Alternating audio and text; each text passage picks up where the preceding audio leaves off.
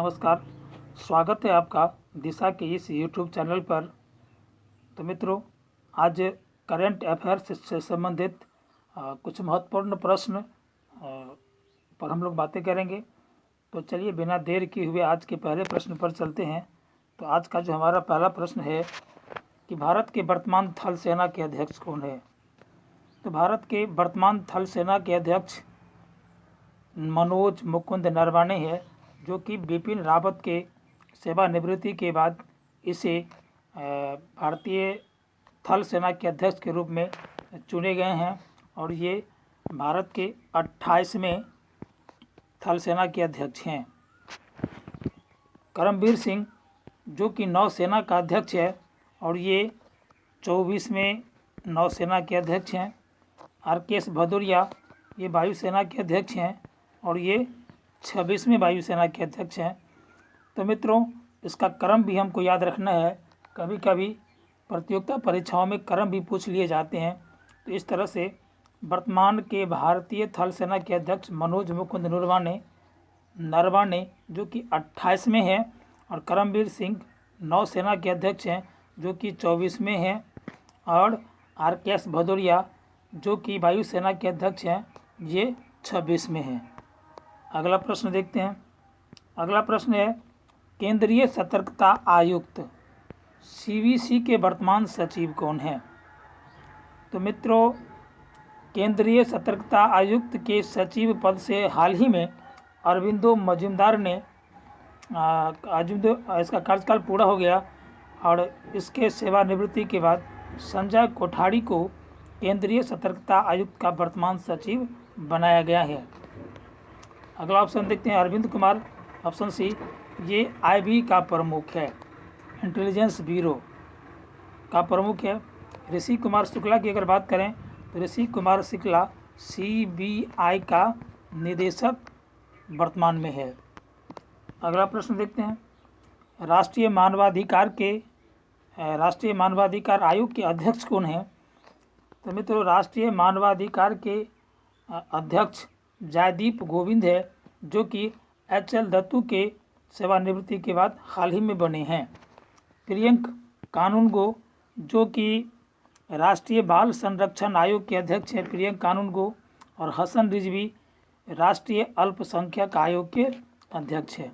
इस प्रकार से हमें याद रखना है कि राष्ट्रीय मानवाधिकार आयोग के अध्यक्ष हाल ही में HL दत्तू की सेवानिवृत्ति के बाद जयदीप गोविंद को बनाया गया है, और प्रियंक कानूनगो, जो कि राष्ट्रीय बाल संरक्षण आयोग के अध्यक्ष हैं वर्तमान में, और हसन रिजवी राष्ट्रीय अल्पसंख्यक आयोग के अध्यक्ष हैं।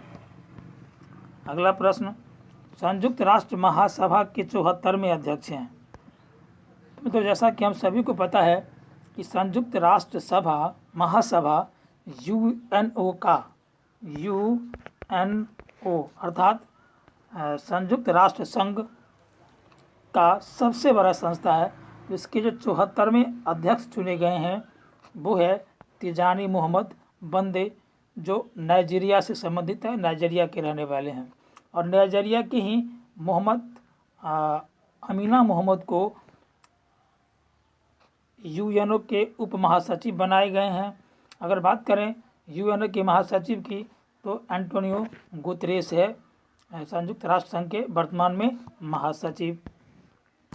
अगला प्रश्न देखते हैं, 10 रुपये की नोट पर किसकी कलाकृति छपी होती है। 10 रुपये की नोट पर कोणार्क के सूर्य मंदिर की कलाकृति छपी होती है। जहाँ तक बात करें हम्पी के पत्थर से बने रथ का, ये 50 रुपये की नोट पर छपी होती है। सांची का स्तूप, ये 200 रुपये के नोट पर छपे होते हैं, और लाल किला 500 रुपये के नोट पर छपे होते हैं। अगला प्रश्न देखते हैं। अगला प्रश्न है, संगोई महोत्सव किस राज्य का प्रमुख त्यौहार है। तो मित्रों, ये मणिपुर का त्यौहार है। तो संघ में मणि लेकर हम लोग त्यौहार देखने जाते हैं, तो संघ में मणि लेकर जाते हैं। इस तरह से हम लोग इसको याद सकते हैं कि संगोई महोत्सव मणिपुर से संबंधित है। नागालैंड से हॉर्नबिल त्यौहार संबंधित है, और असम से बिहू, असम में बिहू त्यौहार बहुत ही प्रसिद्ध है। और साथ में एक मेला भी बड़ा प्रसिद्ध है जो अम्बुबाची का मेला कहते हैं, ये भी असम में ही मनाया जाता है।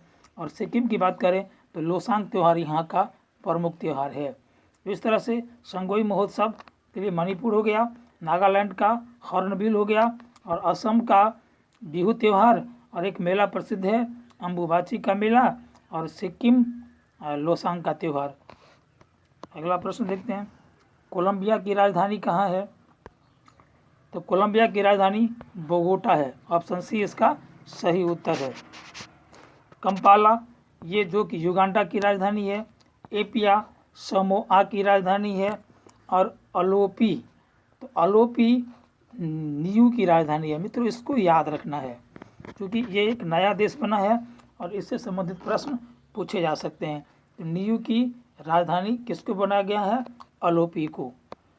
अगला प्रश्न देखते हैं, प्रश्न संख्या 8 है, समाधान ऐप का संबंध किससे है? तो समाधान ऐप का संबंध जो है ये चुनाव आयोग से है। फिर अगले ऑप्शन में बता दें कि कोरोना वायरस से संबंधित ऐप हाल ही में जारी किया गया है भारत सरकार के द्वारा, जिसको कहते हैं आरोग्य ऐप। फिर डाक सेवा से संबंधित ऐप भी जारी की गई है जिसे दर्पण ऐप कहा जाता है। और रेलवे से सारथी ऐप और मदद ऐप। अगला प्रश्न, हाल ही में किस राज्य सरकार ने ओलंपिक खेलों में स्वर्ण पदक विजेताओं को 6 करोड़ रुपए देने की घोषणा की है? तो मित्रों ओलंपिक खेलों में 6 करोड़ रुपये देने की घोषणा जिस राज्य सरकार ने की है वो है हरियाणा। हरियाणा सरकार ने हाल ही में ये घोषणा की है कि ओलंपिक खेल के विजेताओं को 6 करोड़ रुपये की राशि मुहैया कराई जाएगी। अगला प्रश्न है, हाल ही में किस तिथि को 10 बैंकों को मिलाकर 4 बैंक बनाने का निर्णय लिया गया है? तो 1 अप्रैल 2020 ईस्वी को। इस तरह से डी इस प्रश्न का सही उत्तर हो जाएगा। अगला प्रश्न देखते हैं कि जूनियर पुरुष हॉकी विश्व कप 2021 भारत के किस शहर में आयोजित की जाएगी? तो मित्रों जूनियर पुरुष हॉकी विश्व कप 2021 में जो आयोजित की जाएगी वो रायपुर में आयोजित की जाएगी। और रायपुर जो कि छत्तीसगढ़ की राजधानी है। अगला प्रश्न देखते हैं, चापकर त्योहार किस राज्य से संबंधित है? तो चापकर त्योहार ये मिजोरम राज्य से संबंधित है और बसंत ऋतु के आगमन पर यह त्यौहार मनाया जाता है। तो हमको ये भी बात याद रखनी है कि चापकर त्यौहार मिजोरम में मनाया जाता है और कब मनाया जाता है? बसंत ऋतु के आगमन पर मनाया जाता है।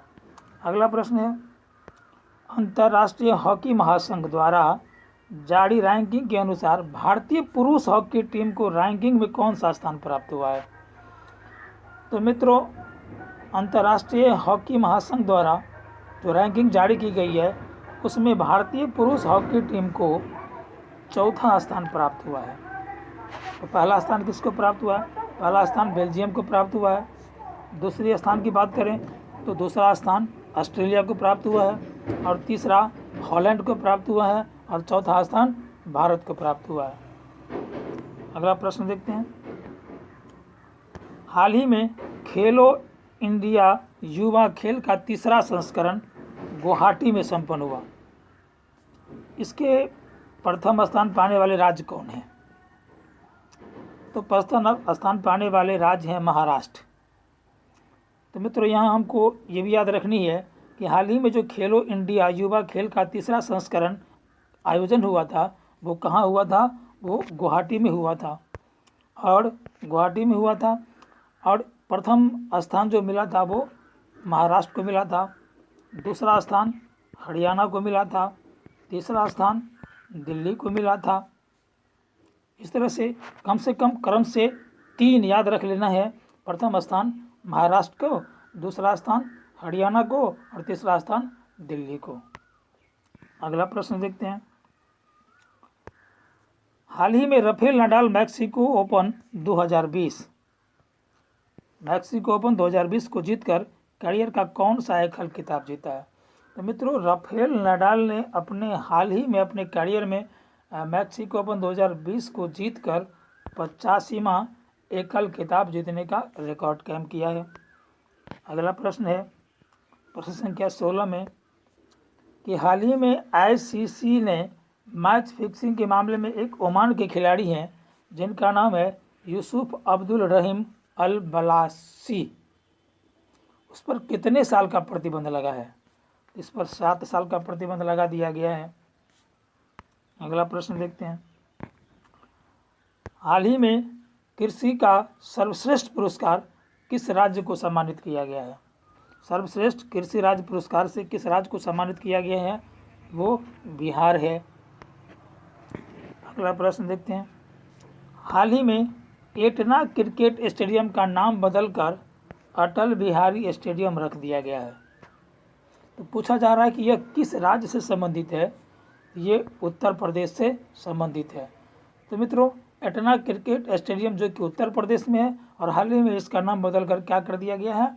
तो अटल बिहारी स्टेडियम कर दिया गया है। तो इस तरह से याद रखनी है। अगला प्रश्न देखते हैं। अगला प्रश्न है हाल ही में नैनो सैटेलाइट के विकास के लिए किस संस्था ने उन्नति नामक कार्यक्रम की शुरुआत की है? तो इस कार्यक्रम की शुरुआत इसरो ने की है। और इतना बता दें कि इसरो के जो वर्तमान अध्यक्ष हैं वो के.वी. सिवान है। अगला प्रश्न, हाल ही में दीपा मलिक को राजीव गांधी खेल रत्न पुरस्कार 2019 से नवाजा गया। दीपा मलिक जिसको राजीव गांधी खेल रत्न पुरस्कार से नवाजा गया है 2019 का, वो खिलाड़ी किस खेल से संबंधित है? ये पैरा एथलीट से संबंधित है। धन्यवाद।